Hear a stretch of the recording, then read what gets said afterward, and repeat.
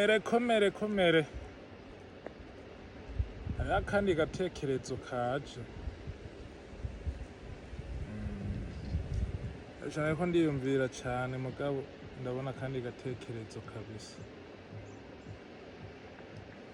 Yari nagiye ahantu mu biro kanaka,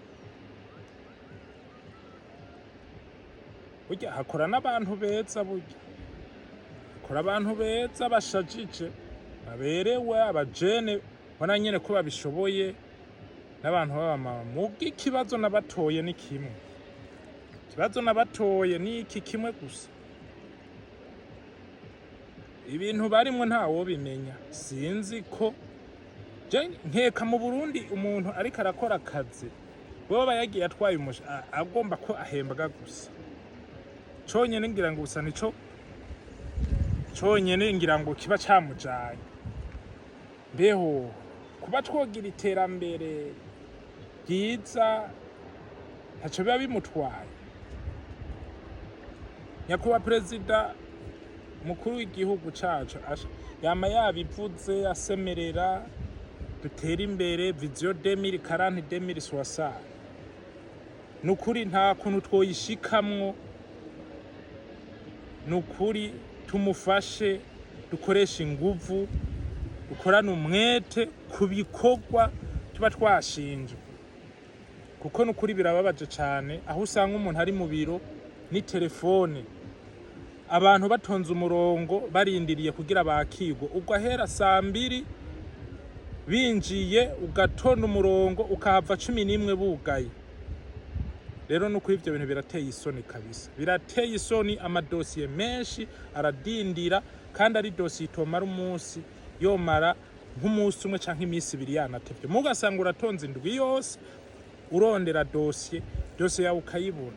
Nukuri jere ndababajwe n'abantu b'abajene nka twebwe generation 80 nitwe dukwiye kuzaza gukura mu gihugu ibintu vy'ubunebwe, tugakura mu gihugu ibintu vy'ubunebwe. Bantu b'Imana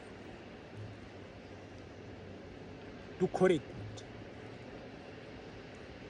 Umurindi wo kugira dutere imbere ni ugushiramo ingufu. Wicaye ku kazi ushitse hajya mu biro, gerageza ukore unyarutsa utitaye ku matelefone. Umwanya wa telefone hariho mapoze urahari, utashe mu rugo uvuje ku telefone. Muguri ku kazi ukora akazi fere. Mbe abanyafrika twabaye gute? Bo dukeneye Afrika iteye imbere, bidihe bikunda. Nukuri ndashimiye cyane abantu bamwe nagiye mbona ku magishe yabo canke ku mu biro vyabo ibintu bibanguka. Imana ibahezagire cyane, batere baje imbere. Tunasaba Imana itwongere abandi bashikora nk'abo bantu, kuko si bose frère. Muga hariho abandi nk'umujene afise imyaka 20 afise akazi canke 25 usanga mu biro akora yikwega. Birababaje nukuri. Ni murabe tuzanza muri gihugu gitera imbere. Ureke gushira imbere amafaranga, umuntu ngo abanza guha amafaranga kugira ukora iki. Ayo mafaranga uyatwaye ubuhombeje igihugu, bica bituma n'abandi badakora hejuru gukora amafaranga, barindiye abantu babaha amahera. Rero ndabasabye dukorera igihugu, bantu b'Imana, gitera imbere hamwe kizoba imvugangwa kw'isi. Rosusoro turayifise nk'uko Perezida yama yabivuze.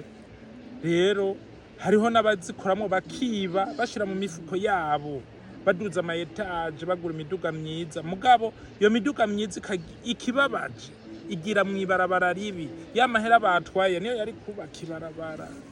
None tuzabigenza gute? Habare mumbwire bantu b'Imana. Hama Imana ibahezagire cyane ku bantu banyumvirije, banatahuye. Umuntu yagize amahirwe yo kuronka ahantu akora, nakora n'umutima, korana ingufu, akerebuke, ashapuke, dutere imbere.